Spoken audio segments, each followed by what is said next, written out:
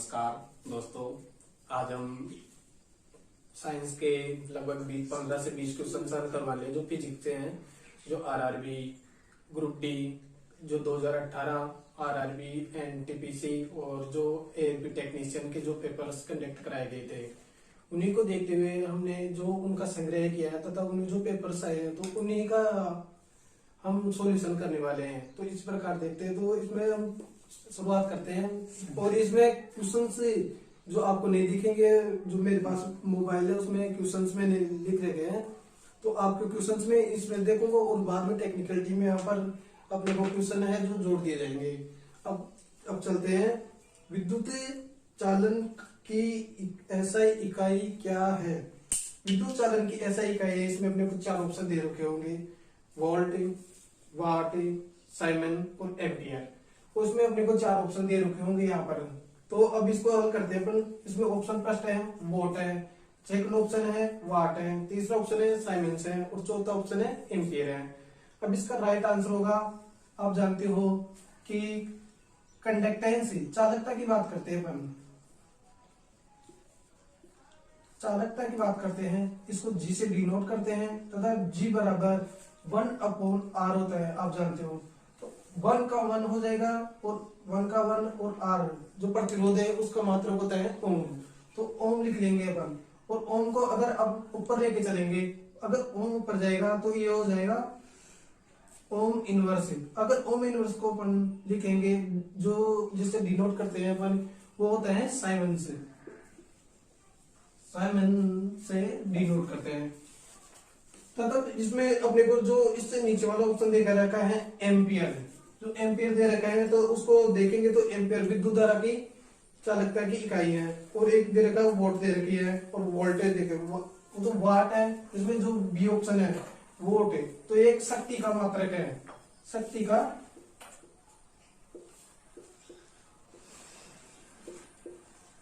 का मात्रक है। तो इसको अगर इसका सूत्र देखते हैं अपन, तो ये होता है P बराबर VI, जो शक्ति का मात्रक है। इसी प्रकार हम नेक्स्ट क्वेश्चन की ओर चलते हैं।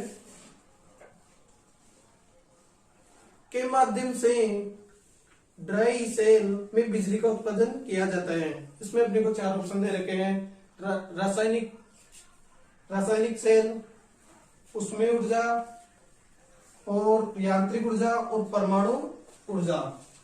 अब इसको हम देखते हैं। रासायनिक ऊर्जा और उसमें ऊर्जा, यांत्रिक ऊर्जा और परमाणु ऊर्जा। तो इसमें जो फर्स्ट ऑप्शन दे रखा है अपने को रासायनिक ऊर्जा, तो रासायनिक ऊर्जा है, रासायनिक ऊर्जा इसमें अपन बैटरी, सेल आदि में जो इलेक्ट्रिसिटी स्टोर किए जाते हैं वो रासायनिक रूप में की जाती है। और जो नेक्स्ट ऑप्शन है उसमें ऊर्जा में होता है, तो अपने को उसमें ऊर्जा किससे प्राप्त होती है? एक तो बल्ब है, हीटर है, इलेक्ट्रिकल रोड है,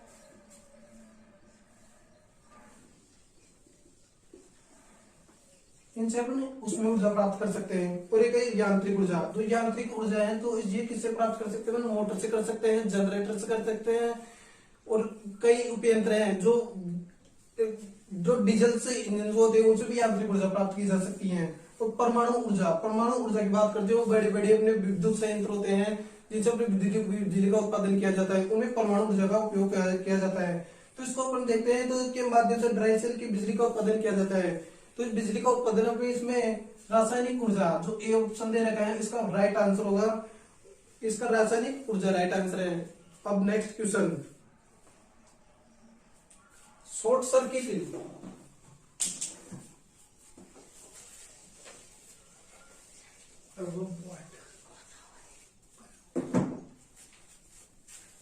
शॉर्ट सर्किट के मामले में आकस्मिक आग को रोकने के लिए सामानों को निम्नलिखित में से किस वस्तु का उपयोग किया जाता है? इंसुलेटर तार का किया जाता है, प्लास्टिक स्विच का किया जाता है, तारों के संचालन में गैर धातु कोटिंग में किया जाता है, या इलेक्ट्रिकल फ्यूज में किया जाता है?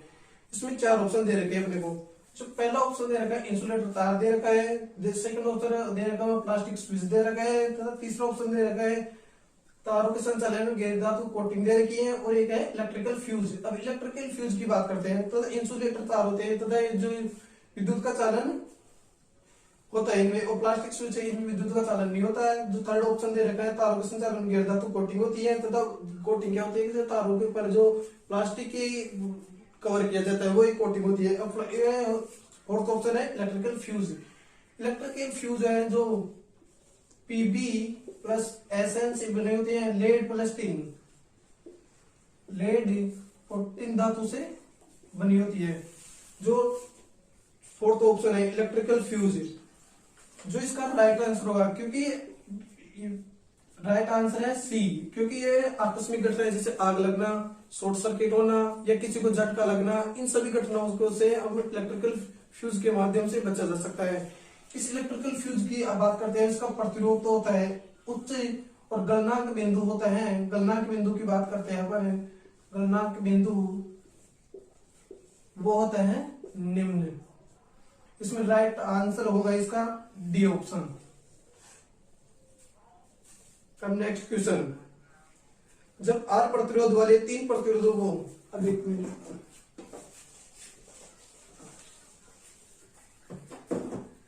जब आर प्रतिरोध वाले 3 प्रतिरोधक समांतर क्रम में जोड़ जाते हैं तथा उनका परिणामी प्रतिरोध X होता है, यदि यह तीनों प्रतिरोधों को श्रेणी क्रम में जोड़ा जाए तो कुल प्रतिरोध क्या होगा। इसमें अपने को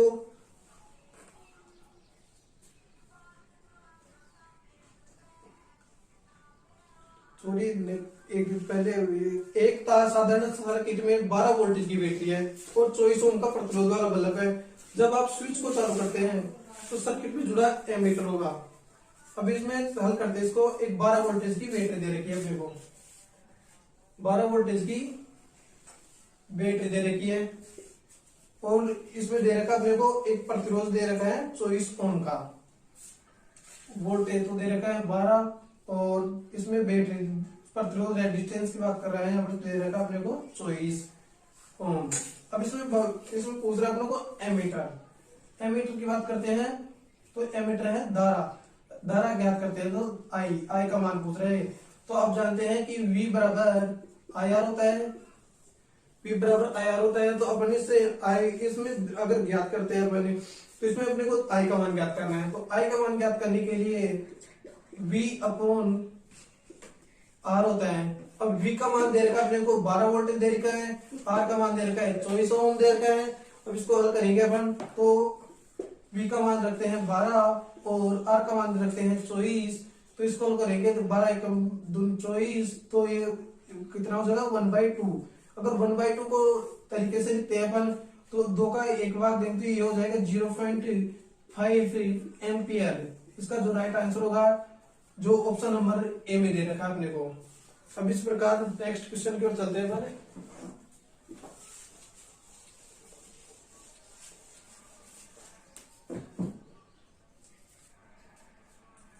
निम्न सर्किट पर विचार करें। अपने को एक सर्किट दे रखा है, आप देख रहे होंगे कि यहाँ पर एक अपने को सर्किट दे रखा है। अपन सर्किट बनाते हैं, इसमें सर्किट के समतुल्य प्रतिरोध 2 ओम 4 ओम 6 ओम प्रतिरोध को समांतर क्रम में जोड़ा गया है, और एक तीसरा प्रतिरोध और दे रखा है, उसका प्रतिरोध दे रखा है 8 ओम।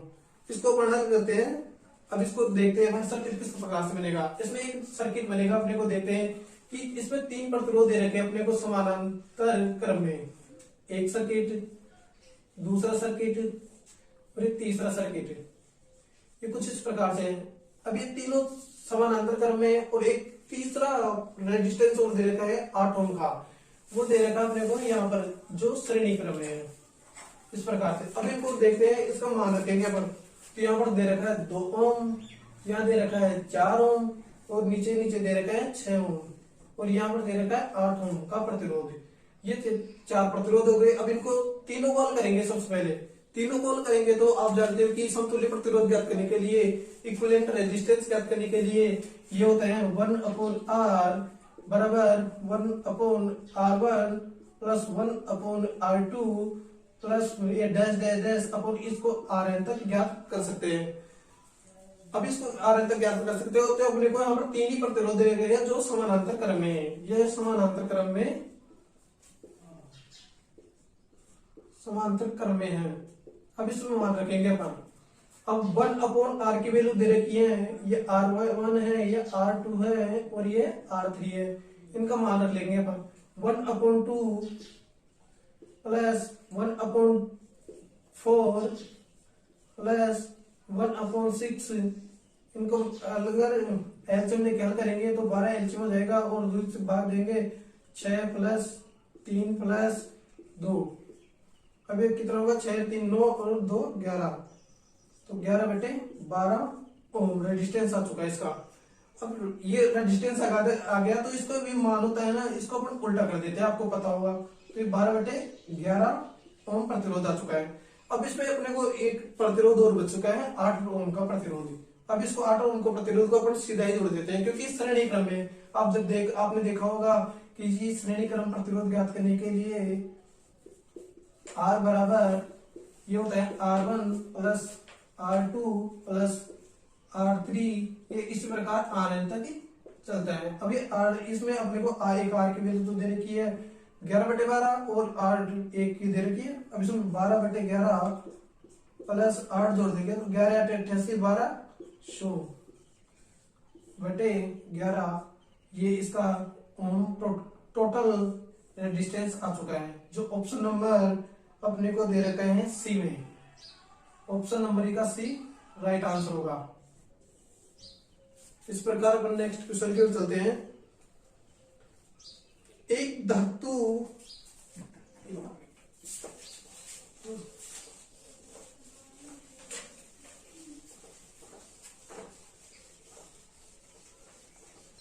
नेक्स्ट क्वेश्चन, एक धातु के तार में विद्युत प्रवाह किसके कारण होता है? तो इसमें देखते हैं, अपने को 4 ऑप्शन दे रखे हैं। इलेक्ट्रॉन्स दे रखे हैं, प्रोटॉन्स दे रखे हैं, आयंस दे रखे हैं, होल्स दे रखे हैं। अब इसमें विद्युत धारा का प्रवाह पूछ रहा है अपने को। तो विद्युत धारा का आप जानते हो कि जो विद्युत कंडक्टर की बात करते हैं अपन, ये कंडक्टर होता है। तो इसमें आयंस प्लस होल्स इस प्रकार से चलता है। इसमें एक प्लस नेगेटिव इस प्रकार से चारों तरफ क्षेत्र बढ़ता है। इलेक्ट्रॉन होता है उनके ऊपर माइनस चार्ज होता है और होल्स होते हैं उनके ऊपर प्लस चार्ज होता है। तो एक दूसरे को अट्रैक्शन करते हुए इस प्रकार आगे की ओर चलता है। विद्युत धारा इस प्रकार होता है। अब इसमें 4 ऑप्शन दे रखे हैं अपने। फर्स्ट ऑप्शन दे रखे हैं इलेक्ट्रॉन्स के कारण, द्वितीय ऑप्शन दे रखा है प्रोटॉन्स के कारण, तृतीय ऑप्शन दे रखा है आयंस के कारण, चौथा ऑप्शन दे रखा है आयंस के होल्स के कारण। अब इसमें फर्स्ट ऑप्शन होगा, जो इलेक्ट्रॉन है जो एक स्थान से दूसरे स्थान की ओर स्थानांतरण होते रहते हैं, इसी कारण विद्युत धारा का प्रभाव होता है, जो ऑप्शन नंबर ए में दे रखा है अपने को। समझ रहे हो आप? इस प्रकार नेक्स्ट क्वेश्चन की ओर चलते हैं अपन।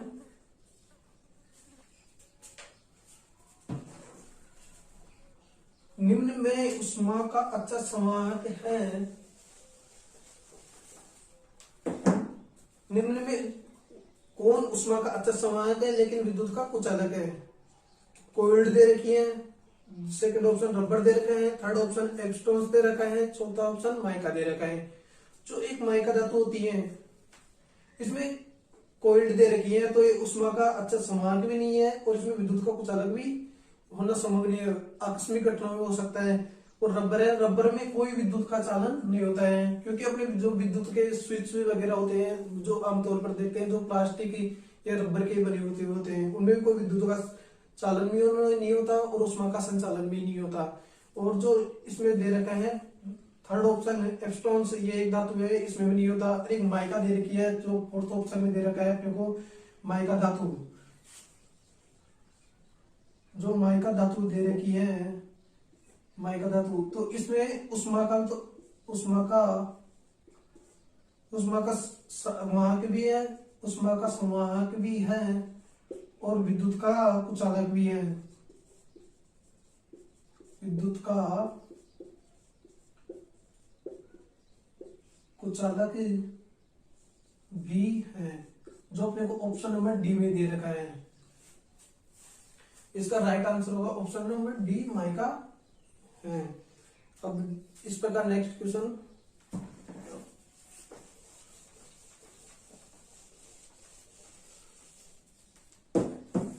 निम्न में से उष्मा ये हो चुका है। टंगस्टन का उपयोग विद्युत बल्ब में फिलामेंट के निर्माण में किया जाता है, क्यों? आप जानते हो कि जो विद्युत बल्ब होते हैं या अपने हीटर की बात करते हैं, हीटर में भी जो उसमें जो धातु का एक तार लगा होता है, जो फिलामेंट लगा होता है, वो टंगस्टन धातु का होता है। क्योंकि टंगस्टन धातु का जो टेम्परेचर की बात करते हैं, क्योंकि वो अधिक उसका गलनांक बिंदु बहुत उच्च होता है, क्योंकि वो गलनांक बिंदु उच्च होने के कारण क्या है, वो आसानी से नहीं पिघल पाता, जो टंगस्टन धातु होती है। अब टंगस्टन धातु की बात करते हैं, तो टंगस्टन धातु है, इसको अपन डब्ल्यू से डिनोट करते हैं, डब्ल्यू से डिनोट करते हैं। इसका टेम्परेचर की बात करते हैं अपन, तो 3800 डिग्री सेंटीग्रेड तक सहन कर सकता है, 3800 डिग्री सेंटीग्रेड तापमान होता है। अब इसको देखते हैं आगे।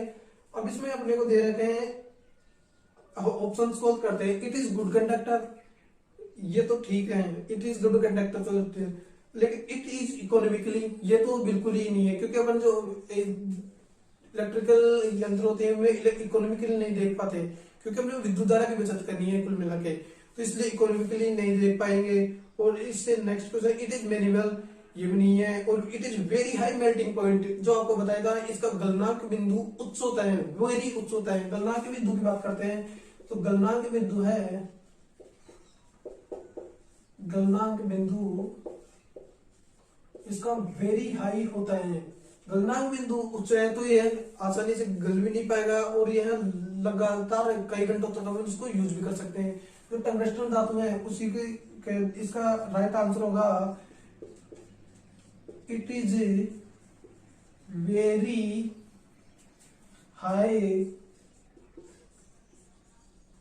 वेरी हाई मेल्टिंग पॉइंट, जो ऑप्शन नंबर डी में अपने को दे रखा है। इस प्रकार अपन नेक्स्ट क्वेश्चन की ओर चलते हैं।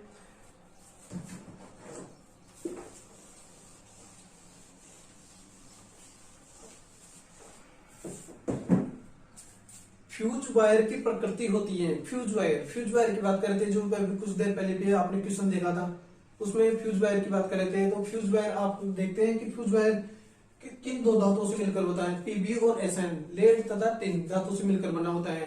फ्यूज वायर की बात करते हैं अपन, फ्यूज वायर, इसमें वायर की बात कर रहे हैं, फ्यूज की बात कर रहे हैं, जो फ्यूज में वायर होता है उसकी। तो फ्यूज वायर की बात करते हैं, तो इसमें अपने को जो सामान्यतः फ्यूज होता है, जो आप देखते होंगे जो पुरानी जमानों में होता था, जो इस प्रकार से होता था कुछ, तो इसमें अपने एक तार लगाते थे। अब इस तार की बात कर रहे हैं, इस प्रकार से होता था। तो इसको जो पूछ रहे हैं, तो इसमें 4 ऑप्शन दे रखे हैं, high resistance and low melting point, high resistance and high melting point, low resistance and low melting point, और low resistance and low melting point. जो अपन फर्स्ट ऑप्शन है उस पर विचार करते हैं। आइए, तो high resistance and low melting point, high resistance की बात करते हैं, high resistance and low melting point.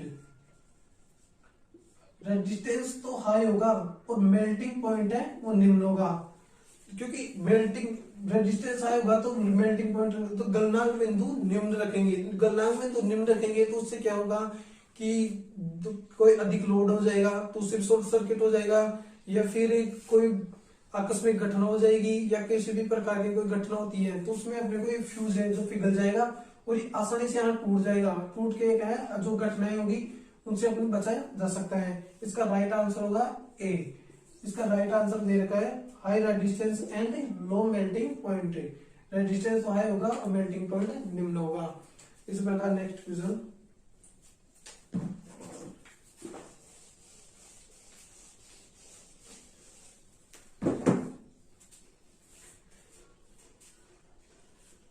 Fuse बिजली के बल्ब के स्थान पर इस्तेमाल किया जाने वाला CFL का पूर्ण रूप है। जो अपन आमतौर पर देखते हैं घरों में पहले बल्ब यूज होते थे, आज की उनके स्थान CFL ने ले लिया है, क्योंकि वो एक CFL है जो विद्युत ऊर्जा की खपत बहुत कम करता है तथा उससे अपनी ऊर्जा की बचत की जा सकती है। तो इसमें देखते हैं CFL की अपने को फुल फॉर्म पूछ रहा है वो, तो CFL की फुल फॉर्म की बात करते हैं, CFL। CFL की फुल, इसमें 4 ऑप्शन दे रखे हैं, आपने देखो 4 ऑप्शन दे रखे हैं, तो उसमें अपन देखते हैं compact fluorescent lamp, contention filament lamp, closed fluorescent lamp या क्लोज्ड फ्लोरोसेंट लैंप। जो इसमें दे रखा है अपने को ऑप्शन नंबर ए, इसका राइट आंसर है। ऑप्शन नंबर ए की बात करते हैं, तो राइट आंसर होगा जिसका राइट आंसर होगा कॉम्पैक्ट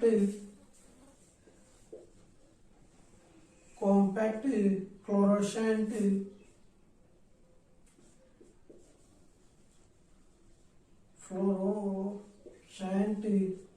लैंप,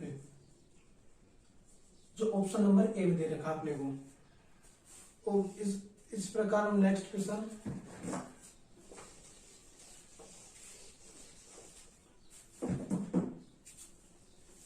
जब घर का मुख्य स्विच बंद कर दें क्या जाता है, तो डिस्कनेक्ट हो जाता है। इसमें अपने को 4 ऑप्शन दे रखे हैं, line wire only, line wire and the earth wire, और line wire and the neutral wire, और earth wire and the neutral wire. इसमें अपने को 4 ऑप्शन दे रखे हैं, line wire and neutral wire. Line wire and neutral wire, इसका right answer होगा सी। लाइन वायर एंड, आपने घरों में देखते हैं ये 3 इस प्रकार से सर्किट होते हैं, एक तो लाइन का होता है, एक अर्थ का होता है, इस प्रकार ये तीनों दे रखे हैं, तो इन्हीं की बात कर रहा है ये। तो इसमें इसका राइट आंसर होगा live wire and the neutral wire. Live wire and the neutral wire, जो ऑप्शन नंबर सी में दे रखा है अपने को। अब नेक्स्ट क्वेश्चन,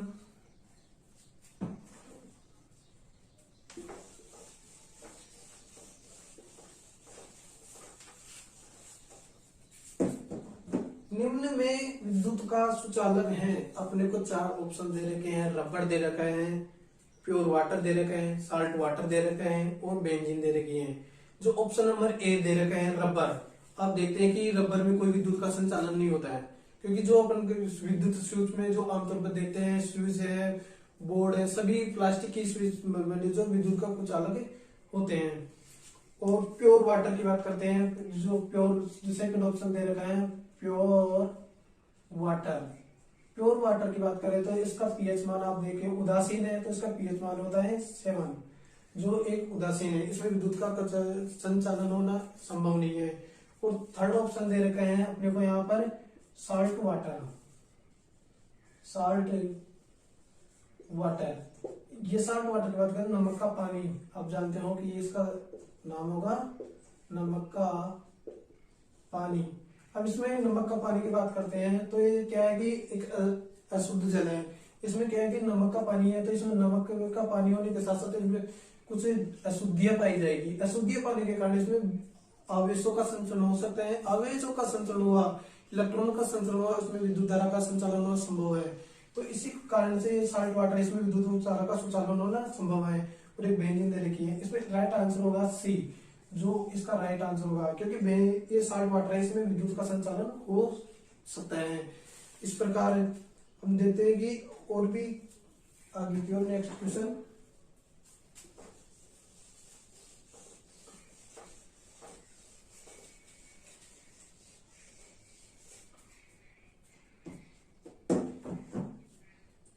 विद्युत आवेश की इकाई क्या है? विद्युत आवेश की इकाई क्या है? विद्युत आवेश की इकाई दे रखी है अपने को, एम्पियर दे रखी है, कूलॉम दे रखा है, और ईएसयू दे रखा है, और केल्विन दे रखा है। जो इसमें दे रखा है अपने को 4 ऑप्शन है, तो ये विद्युत आवेश की बात कर रहा है। जो अब इसमें कूलॉम है, आवेश, आवेश इसको Q से डिनोट करते हैं। अगर इसकी सूत्र की बात करते हैं, Q बराबर ये N होता है। Q यहां पर है आवेशों की संख्या, यहां पर है नंबर ऑफ इलेक्ट्रॉन्स, और ये है इलेक्ट्रॉन्स है, और ये नंबर ऑफ इलेक्ट्रॉन्स है। अब इसमें दे रखा अपने को ऑप्शन नंबर ए, आप देख रहे होंगे एम्पियर। तो एम्पियर है जो विद्युत धारा का मात्रक है, विद्युत धारा का मात्रक है। और ऑप्शन बी दे रखा है कूलाम्ब, कूलाम्ब जो किसका है, आवेश का मात्रक है। और ऑप्शन नंबर सी दे रखा है ईएसयू है और केल्विन है, जो केल्विन भी दे रखा है वो ताप का मात्रक है। अब इसमें कूलाम्ब की बात कर रहे हैं तो कूलाम्ब का मात्रक क्या होता है, आवेश है, जो ऑप्शन नंबर बी में दे रखा है अपने को, इसका राइट आंसर होगा बी। इस प्रकार अब नेक्स्ट क्वेश्चन की ओर चलते हैं। हमारे घरों में बिजली के उपकरण सर्किट के माध्यम से जुड़े हुए होते हैं, जो अपने आप घरों में देखते हैं। जो विद्युत यंत्र होते हैं जो किस क्रम में लगे हुए होते हैं, ये होता है श्रेणी क्रम, समानांतर क्रम, इसमें दे रखा अपने को सीरीज क्रम में, पैरेलल क्रम में और न्यूट्रल सीरीज पैरेलल क्रम में या प्रायोरिटी पैरेलल। तो इसमें अपने को दे रखा है ऑप्शन नंबर बी, पैरेलल क्रम पे विचार करते हैं। पैरेलल क्रम में क्या होता है कि एक सर्किट होता है, इसमें इस प्रकार से मुख्य बिंदु से ही अपने को लेते हैं, और इसमें जो सीरीज में होता है इसमें एक समान मतलब इसी प्रकार से चलते रहते हैं। तो इसमें इस प्रकार से अपने क्या घरों में जो उपकरण लगाते हैं वो पैरेलल क्रम में लगाते हैं, क्योंकि ये होता है ना श्रेणी क्रम में। इसमें अपने जो डेकोरेशन की लाइट्स होती हैं उनको श्रेणी क्रम में लगाया जाता है, और ये होती है घरेलू उपकरण से वो पैरेलल क्रम, बोले तो समानांतर क्रम, हिंदी में बात करते हैं समानांतर क्रम में संयोजित किया जाता है, जो ऑप्शन नंबर बी है इसका राइट आंसर होगा। अब नेक्स्ट क्वेश्चन,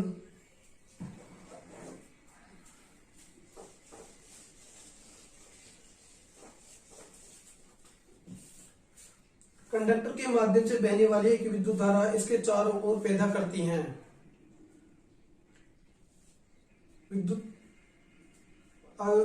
करती है, हीट उत्पन्न करती है, मैग्नेटिक फील्ड उत्पन्न करती है, मैकेनिकल फोर्स करती है, और ऑल ऑफ दीज।